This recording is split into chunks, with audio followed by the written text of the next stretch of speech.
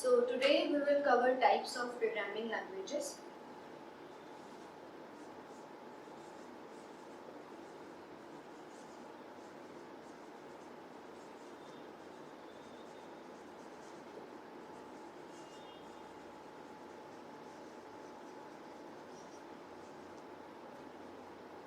So there are basically three types of programming languages. That is, we have divided the programming languages into three categories. Number one is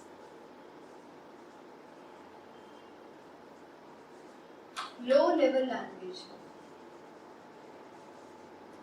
or we can say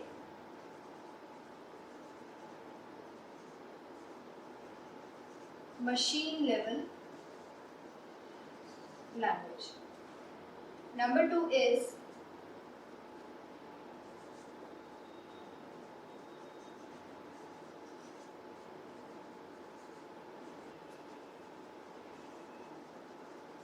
assembly level language.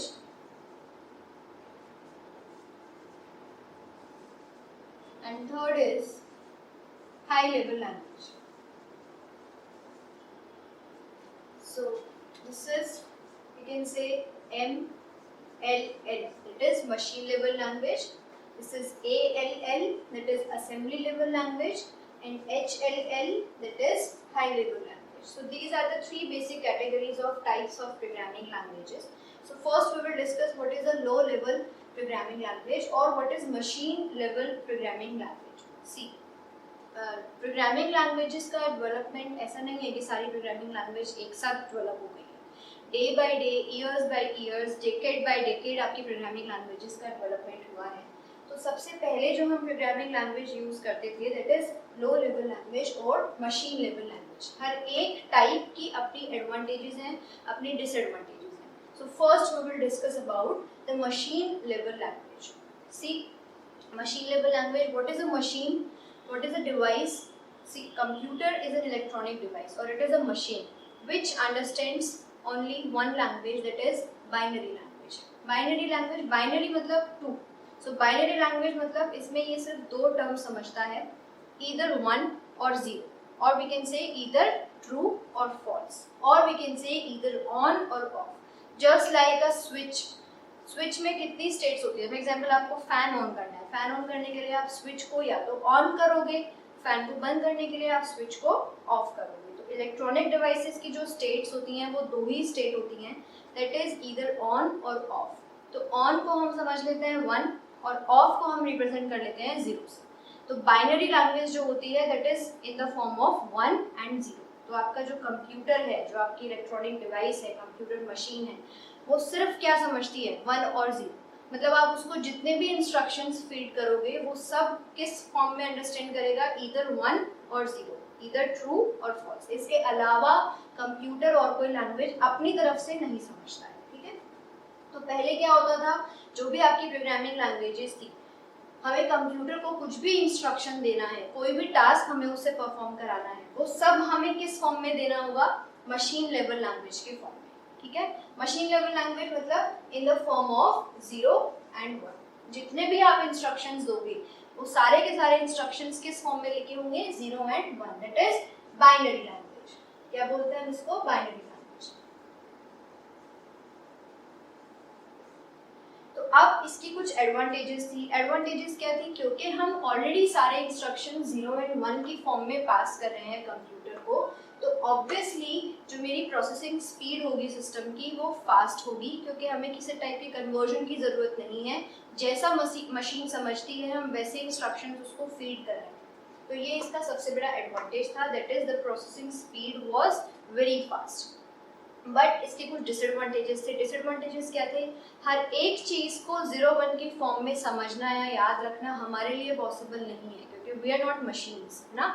तो इसका disadvantage क्या था कि it is very difficult to understand by the user. User friendly नहीं था, हमें हर चीज़ 0-1 की form में याद रखने में डिफ़िकल्टी होती थी, और चांसेस ऑफ एरर्स भी बहुत ज़्यादा होते थे.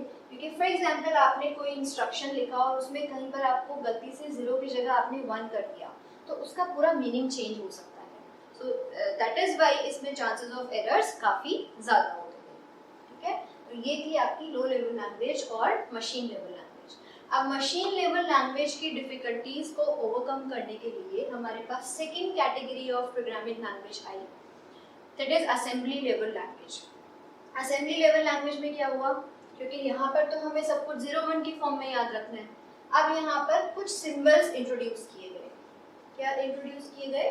कुछ सिंबल्स इंट्रोड्यूस किए गए जिनको हम बोलते हैं निमोनिक्स। फॉर एग्जाम्पल आपको 2 नंबर का एडिशन परफॉर्म करना है तो उसके लिए एक सिंबल था ऐड, सब्ट्रैक्शन के लिए सब, कुछ लोड करना है सो लोड। सो ऐसे बहुत सारे सिंबल्स आपके पास इस प्रोग्रामिंग लैंग्वेज में इंट्रोड्यूस किए गए।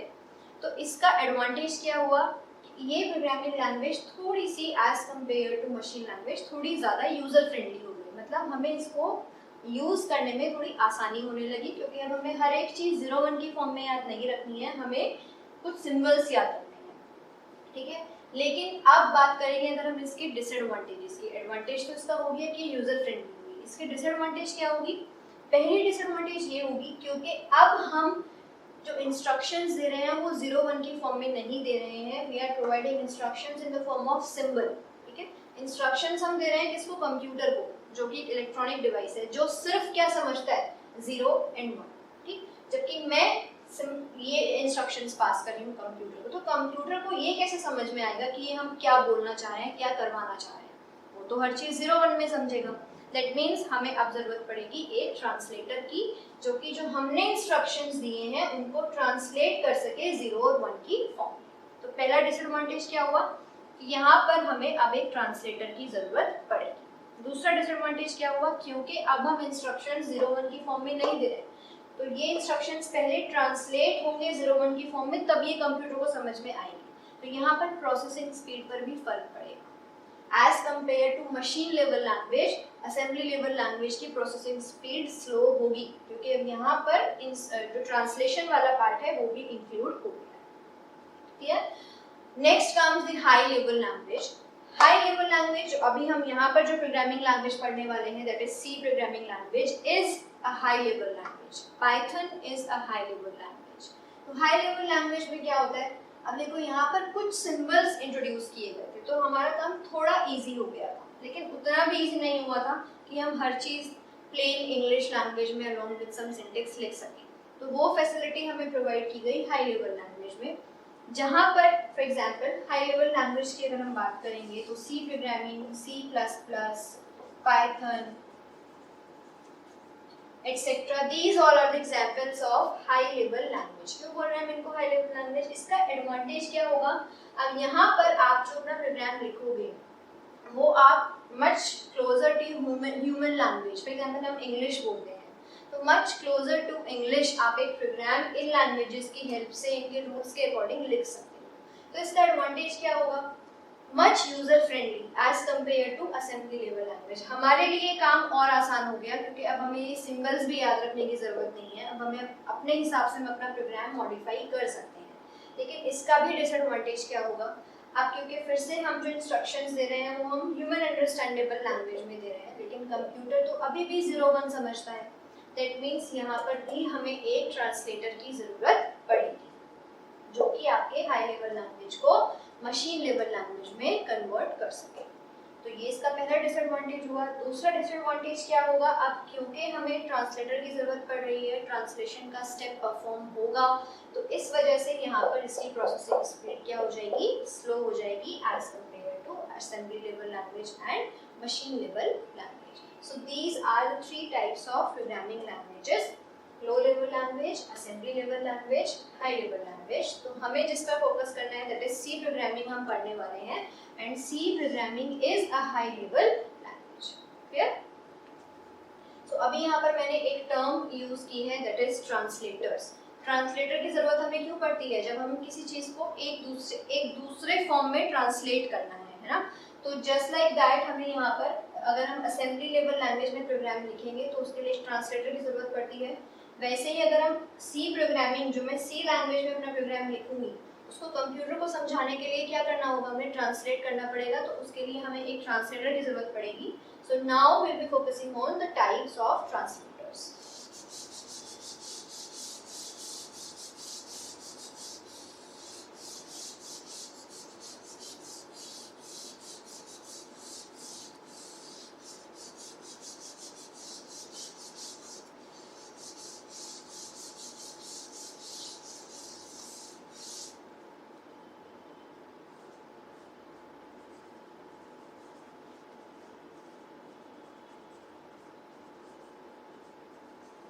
types of translators. So number one is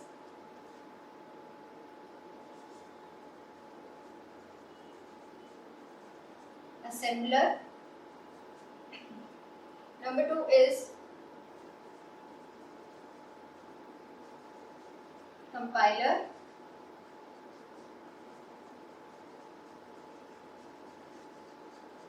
and number third is interpreter. ये तीन तरीके के ट्रांसलेटर्स हैं जो आपको पढ़ने हैं. Number one is assembler, number two is compiler and number three is interpreter.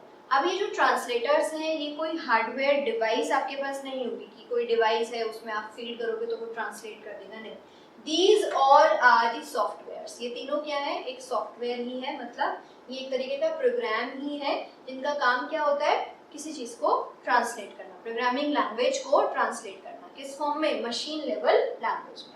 तो अगर हम बात करेंगे असेंबलर की, असेंबलर क्या होता है, it is a software program which converts the assembly level language into machine level language. क्योंकि असेंबली लेवल लैंग्वेज में याद करो मैंने अभी बताया था सिंबल्स की फॉर्म में आप अपना प्रोग्राम लिख सकते हो. तो उसको मशीन लेवल लैंग्वेज में हमें कन्वर्ट करना पड़ेगा क्योंकि कंप्यूटर तो 0 1 ही समझेगा. तो उसके लिए हम जो ट्रांसलेटर यूज करते हैं दैट इज असेंबलर. तो इसका क्या काम होता है, it is a software that converts assembly level language into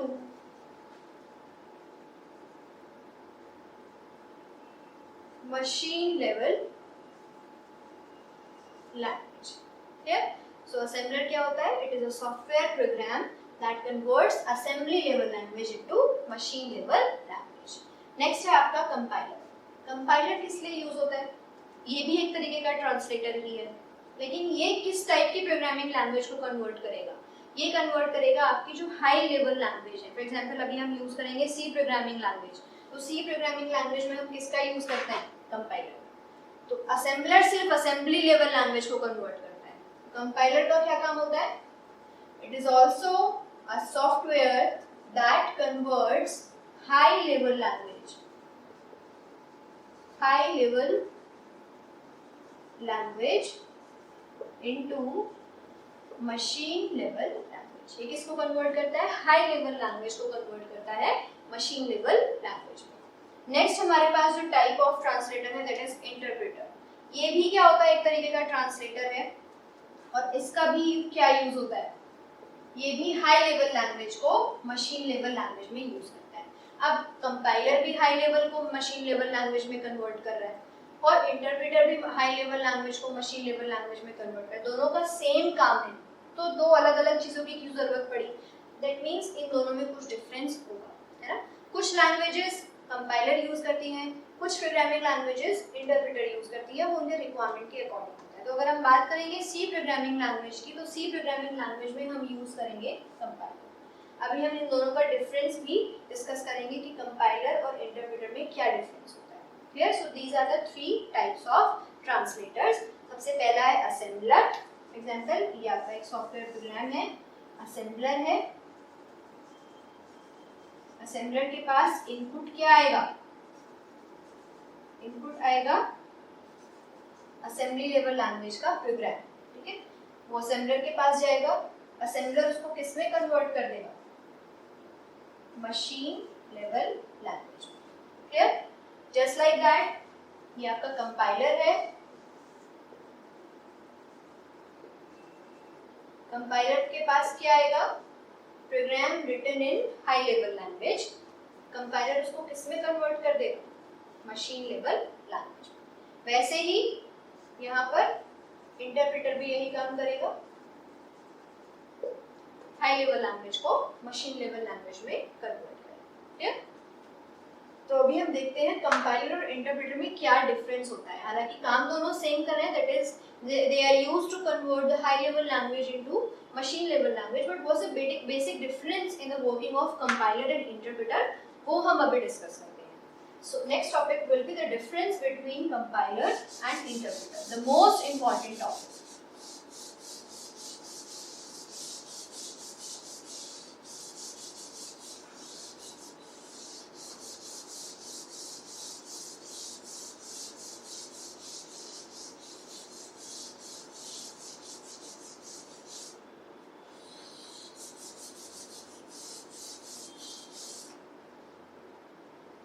So difference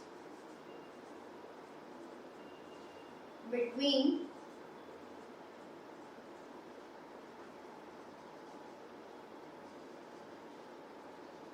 compiler and interpreter. ठीक, मैं यहाँ पर लिख देती हूँ वन साइड कंपाइलर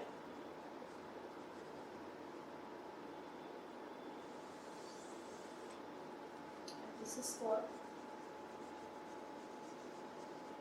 interpreter. सो अभी मैंने बताया आपको कि कंपाइलर और इंटरप्रेटर दोनों क्या होते हैं, दोनों एक तरीके के ट्रांसलेटर्स हैं, सॉफ्टवेयर प्रोग्राम्स हैं जो हाई लेवल लैंग्वेज को मशीन लेवल लैंग्वेज में कन्वर्ट करते हैं। लेकिन दोनों की वर्किंग में डिफरेंस कैसे पता चलेगा, देखो फॉर एग्जांपल ये आपने एक कोई प्रोग्राम लिखा, हम सी प्रोग्रामिंग की बात करेंगे, आपने सी लैंग्वेज में अपना ये कोई प्रोग्राम लिखा। अभी प्रोग्राम कैसे लिखना है वो आपको अभी ऑब्वियसली हम यही पढ़ाएंगे इसमें कि कैसे आप सी लैंग्वेज के प्रोग्राम्स लिख सकते हो। बस अभी ये समझो कि ये फॉर एग्जांपल एक फाइल है जिसमें मैंने अपना सी प्रोग्राम लिखा हुआ है, ठीक है। ये किस लैंग्वेज में होगी, हाई लेवल लैंग्वेज में, क्योंकि सी प्रोग्रामिंग कैसी लैंग्वेज है, हाई लेवल लैंग्वेज, क्लियर। अब आपने ये प्रोग्राम लिख के, अब आप प्रोग्राम क्यों लिख रहे हैं, क्योंकि हमें कंप्यूटर से कोई टास्क परफॉर्म कराना है ना, हमें चीज़ों को ऑटोमेट करना है। तो कंप्यूटर कैसे समझेगा आपके प्रोग्राम को, क्योंकि आपने तो हाई लेवल लैंग्वेज में लिखा है, वो तो 0-1 समझता है। तो उसके लिए हम क्या करेंगे, इस प्रोग्राम को ट्रांसलेट करेंगे, ठीक है। ट्रांसलेट किसकी हेल्प से करेंगे, फॉर एग्जांपल अगर हम बात करेंगे कंपाइलर की हेल्प से, ठीक है। तो अगर हम कंपाइलर की हेल्प से प्रोग्राम को ट्रांसलेट कर रहे हैं, तो ये प्रोग्राम जो आपने लिखा ये पास होके जाएगा किसके पास, कंपाइलर के पास। आप प्रोग्राम को कंपाइल करोगे तो ये कंपाइलर के पास गया, कंपाइलर क्या करेगा, इसको कन्वर्ट करेगा मशीन लेवल लैंग्वेज, ठीक है। तो यहाँ पर ये जो आपकी फाइल है, जो आप सी प्रोग्रामिंग फाइल है, इसको हम बोलते हैं सोर्स कोड। क्या बोलते हैं, सोर्स कोड। जो आप प्रोग्राम लिख रहे हो उसको हम क्या बोलते हैं, सोर्स कोड, क्लियर।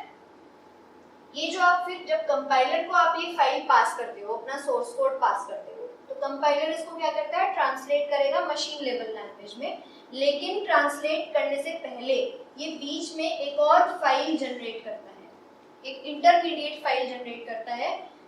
ये आपकी क्या होगी, इंटरमीडिएट फाइल होगी, और इसको हम बोलते हैं ऑब्जेक्ट।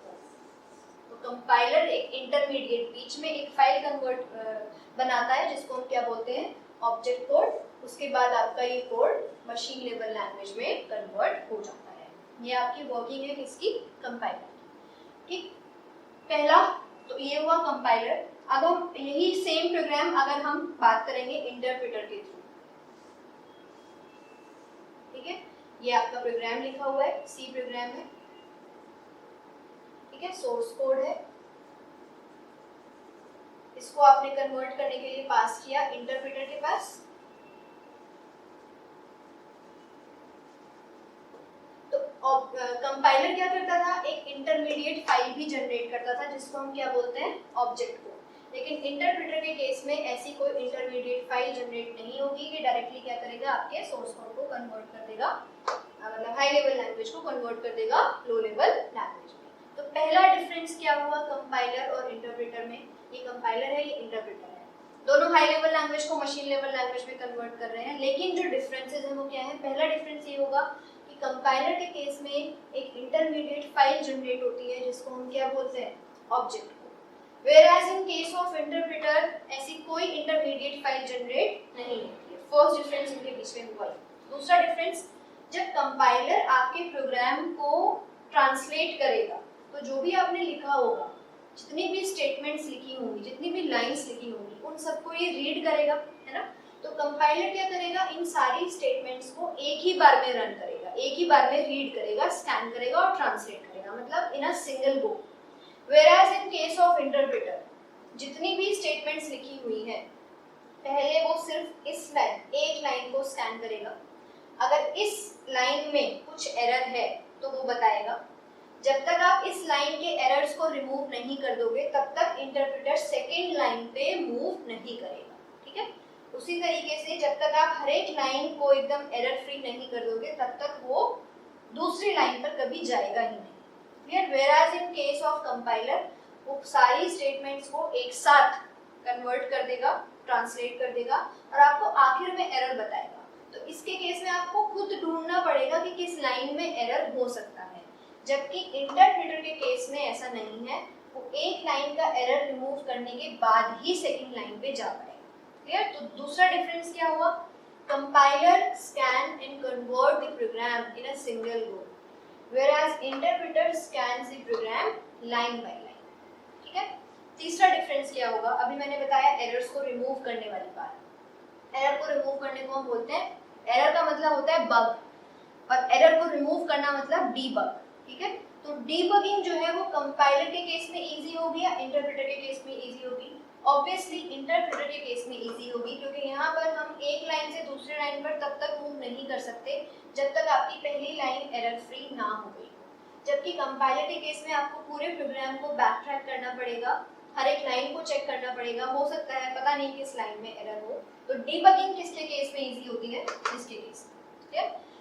नेक्स्ट अगर हम बात करेंगे मेमोरी एफिशिएंसी की, तो ज्यादा मेमोरी एफिशिएंट मतलब कम मेमोरी कौन लेगा, इंटरप्रेटर या कंपाइलर? ऑब्वियसली इंटरप्रेटर, क्योंकि कंपाइलर के केस में एक एक्स्ट्रा इंटरमीडिएट फाइल जनरेट हुई है तो ऑब्वियसली इसको कुछ स्पेस की रिक्वायरमेंट होगी, जबकि इसके केस में ऐसा नहीं।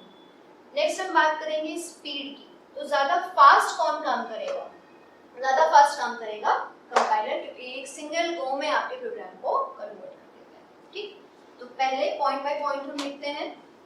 First difference between compiler and interpreter, it scan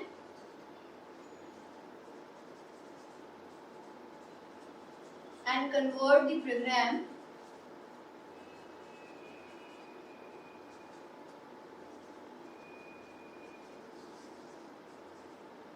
in a single run, whereas interpreter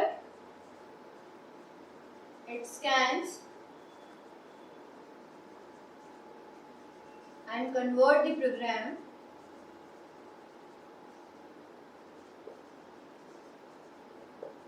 line by line. Okay? ये एक ही बार में पूरे प्रोग्राम को कन्वर्ट कर देता है और वो लाइन बाय लाइन कन्वर्ट करता है। Second, it generates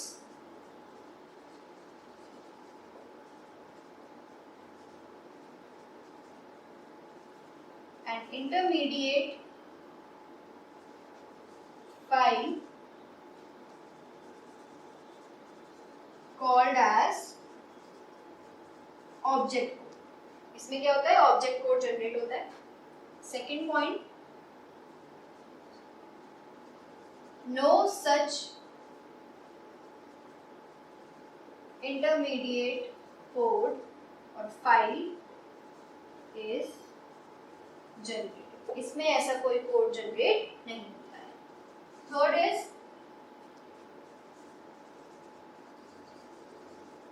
debugging, that is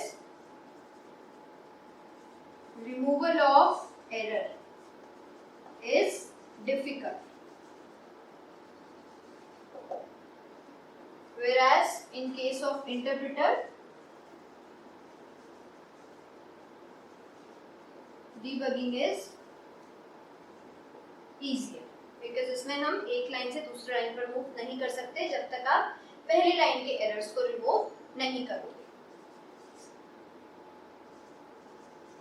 less memory efficient, ठीक है, क्योंकि ये ज्यादा मेमोरी लेता है इसलिए लेस मेमोरी एफिशिएंट होगा, क्योंकि इसमें इंटरमीडिएट फाइल होती है। It is more memory efficient. ठीक है? Next,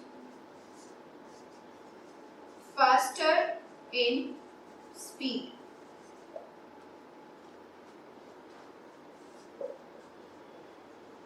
it is slow। Next, for example, C programming language uses compiler। ठीक है, बहुत सारे कंपाइलर्स होते हैं अलग अलग तरीके के, अलग अलग नाम के, वो सब आपको बता दिए जाएंगे। For example, Python uses interpreter. Okay, कुछ ऐसे लैंग्वेजेस भी होती हैं जो पाइथन जो कंपाइलर और इंटरप्रेटर दोनों का यूज करती है, लेकिन सी प्रोग्रामिंग में हम किसका यूज करेंगे? कंपाइलर का। So these are the basic differences between compiler and interpreter. ये आपके क्या होते हैं? दोनों ट्रांसलेटर्स ही होते हैं। ठीक, तो तीन तरीके के ट्रांसलेटर्स हमने पढ़े हैं, असेंबलर, कंपाइलर एंड इंटरप्रेटर। इसके अलावा दो सॉफ्टवेयर और हैं जिसके बारे में आपको पता होना चाहिए।